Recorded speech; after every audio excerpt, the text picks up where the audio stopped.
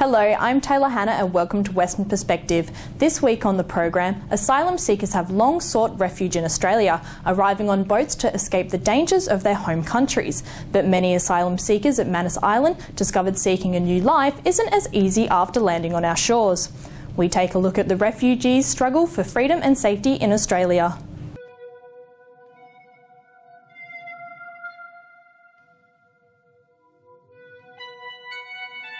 The men are traumatised.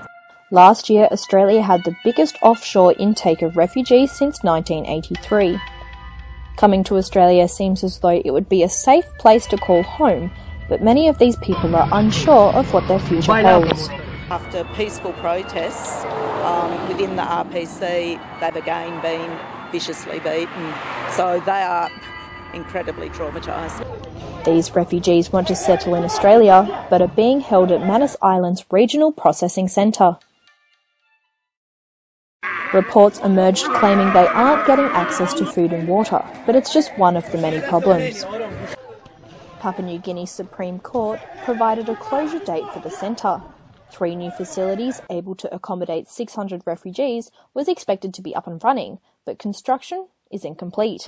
Immigration Minister Peter Dutton says that the government have provided these new facilities $30 million in medical services and bus transportation around the island. The men that are in Hillside don't have freedom of movement. Those in West House are living in a totally unfinished building. It doesn't have power, doesn't have water. Many of the asylum seekers don't know where they'll be settling.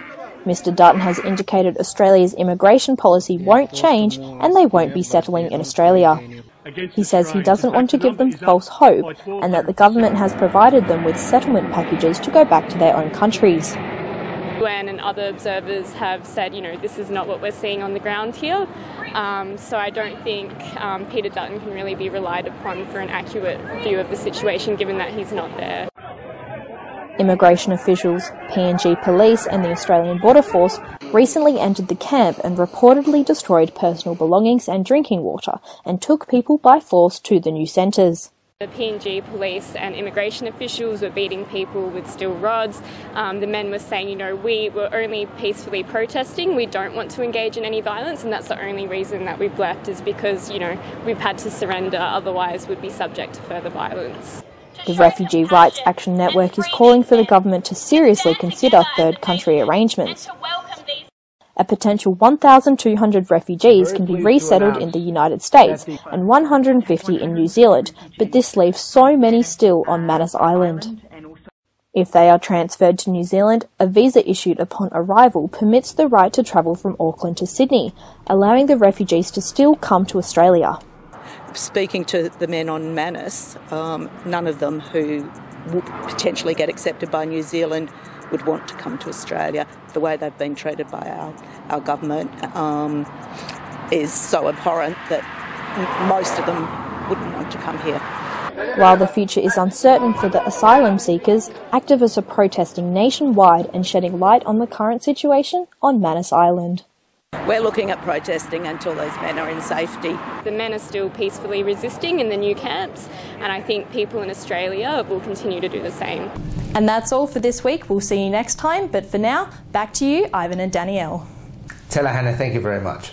This week's main news again. Melville City Mayor Russell Aubrey says the state government's inquiry into its council should also include former councillor and current Labor MP Lisa O'Malley.